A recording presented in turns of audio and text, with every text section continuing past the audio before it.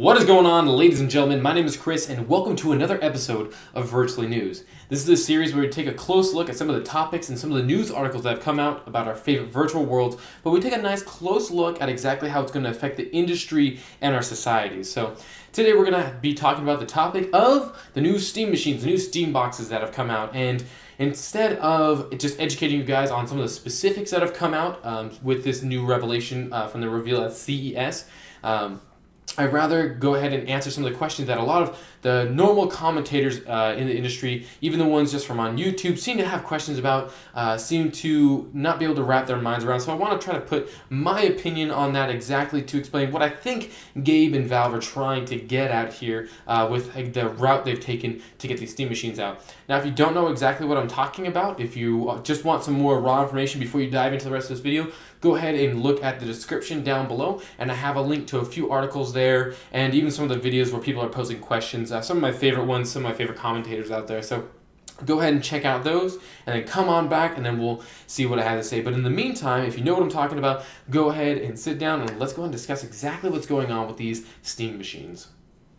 Alright, so let's go ahead and just answer some of those questions about the new Steam machine and really just get a handle on exactly why it is that Valve is taking the path that it is.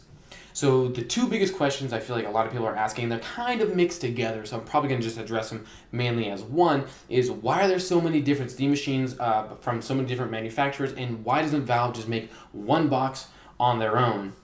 And I think, well, first off, Valve has never actually, and Gabe Newell has actually said that they haven't ruled out if they're going to make their own box. So we don't necessarily know if we're going to have this issue. Okay, so they might end up making their own box. The other thing is the fact that the way that they have always said that they were going to approach this is the exact same way that Android approached the issue with how much iPhone was dominating the phone market. Right now, in all reality, no matter if you're a Nintendo fanboy or not, the market is owned by Sony and Microsoft. And the irony is that the way that Microsoft ever became big as a company is because of the fact that they dropped making hardware and focused specifically on operating systems. They focused specifically on software. Now, they make hardware for other things, but when it comes to actual computers, they don't do hardware.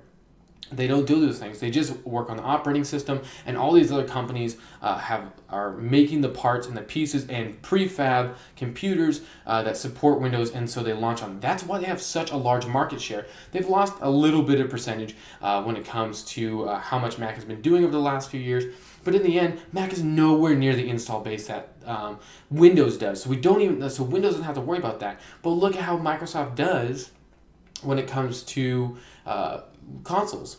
When it comes to consoles, they are completely the opposite business model. They have a locked box, just like Sony and Nintendo. These are locked boxes in completely self-contained ecosystems, and that is going to be their downfall. The reason why that that you see that Microsoft does so well is because of the fact that they are so open source. The second they moved into the console market, they have a locked hardware, they have locked applications, they set what games are going to be allowed on there and at what price a lot of the time, especially when you look at these indie ones. And so you're looking at a game market that is completely used to having these locked boxes, which is why I think people have this knee-jerk reaction of wondering why. Why is it that Steam is doing this? They're failing. Oh my God, Valve, why don't... No, this is the only way that Valve could actually break into the consoles. You got to remember, this is also paired with the SteamOS. So we're talking about a bunch of Steam machines that have a wide range of capabilities. You have some of them that have hardware that are already buried in the consoles that are still ranging about $500 to $600 that, in my opinion, could run real 1080p, can run all these things. And then you have boxes that go up to $6,000. You have some of them that have said that they're planning on being 4K ready for the brand new kind of televisions that are right around the corner. That are like $10,000. You know, for like a normal size, like 32-inch, like 4K TV, they're hugely expensive. But we already now have a console that can operate on that. So if you own a 4K TV, the only option you have is a Steam machine, right? So we already have this wide plethora of selection, and this is just what they're launching with. And on top of that, if you don't like any of the selection out there, you can make your own. These Steam machines are basically just PCs. And because the operating system is open source, something I'll get to in just a moment, you don't have to worry about it being locked down. If you want to make your own Steam machine, you want to choose your own parts, you want to choose your own case, you want to do it your own way, you can do it your own way and put it in your living room, or you can just run it like a normal computer. You're completely capable of doing that. Now, the other benefit, of course, what I was alluding to, is the SteamOS. The fact that the SteamOS runs Linux. Now, that has a bunch of benefits. One of the smaller benefits is the fact that you can dual boot. Now, I'm not shrugging that away. That is actually quite substantial. The fact that you can dual boot, which means you can run Windows applications and Linux applications at the same time. So because you can do that, a lot of these Steam machines they've already talked about some of them coming with Windows and Linux at the same time, SteamOS, which is again run on Linux. So if I use them interchangeably, excuse me, but at the same time, so they're going to ship with them. So if a game only comes out for Windows, because again these are going to be basically PC games, then you're going to be able to have that, or you can run them on Linux if you'd like. And then you have the fact that the SteamOS is completely open source. The fact that it's run on Linux, you already have, I think there's about 7 or 8 major Linux companies that make professional versions of Linux that have better front ends, better user interface, stuff like that. You're going to have these companies that already work in this space. They're going to be providing different options for the SteamOS. They're going to be providing different applications, different mods to change the layout and the interface, because I don't want to have a tile interface for my computer version of SteamOS, but maybe I want one for my console version on my Steam machine.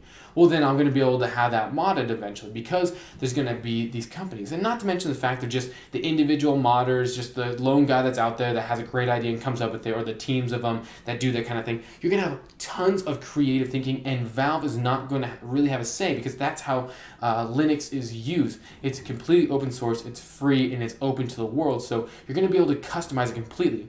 So you're looking at, to summarize, you're looking at current Nintendo, Sony, Microsoft, these locked boxes that are completely closed. They're closed ecosystems. You can't do anything with them. They get mad at you if you tamper with the hardware, which is, by the way, fucking stupid. You bought the box. You should be able to do what you want with it.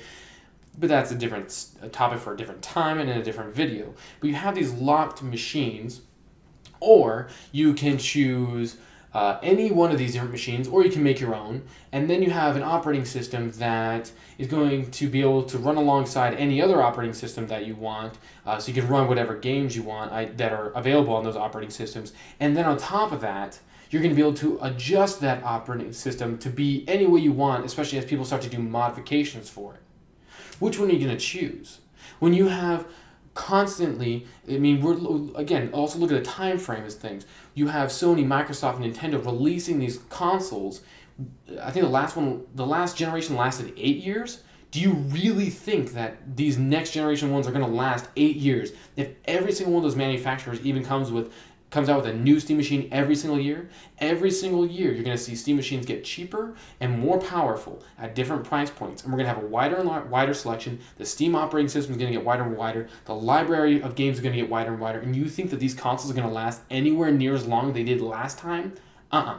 When you have gamers like myself who hate the idea of motion control, who hate the idea of a camera just sitting there constantly watching them as they're just watching a movie, that's constantly listening to them, you know what? You're going to be able to have all those things eventually integrated if you want.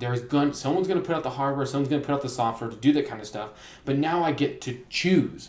So you really think that those kind of solid, basically rock solid consoles are going to survive in an open marketplace that's constantly thriving, where they're now not only competing with each other, but also all these different manufacturers of the Steam machines constantly gunning for that same price point, but with more power and more accessibility? Of course not. Of course it's not going to happen. So I think that we really have to look at the Steam machine in this way. You really have to look at the way it's going to affect the market, because it's so open, because it's so free, because it has so many people who can get their hands in it and really make it in a better product for anybody, and then you get to choose which ones you want. So as gamers, even if this doesn't succeed, which I find that hard to believe that it won't, I think that in the end, this is just a great thing for gamers because it's going to allow us to have more choice. So, all right, so that's about exactly what I think on the topic. Hope you guys enjoyed what I had to say. Thanks again for watching. It means a whole heck of a lot. But if you guys don't want to let the conversation in here, go and jump into the comment section down below and tell me exactly what you guys think. If you agree with me or disagree with me, really curious to hear what you guys have to say. But let's not let it end there as well. Go ahead and follow me on Twitter, and I'm going to be linking a bunch of news articles and just discussing other things. So go ahead and talk with me on there and engage with me. Really, again, curious to see what you guys have to say. But if you want to follow me as well, you can find me on Facebook and Google+.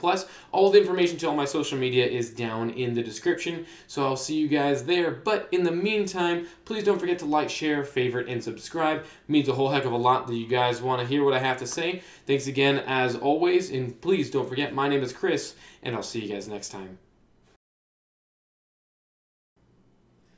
How do I convince console gamers to become PC gamers? Yeah, this PC Master Race thing's a lot harder than it looks. Shit.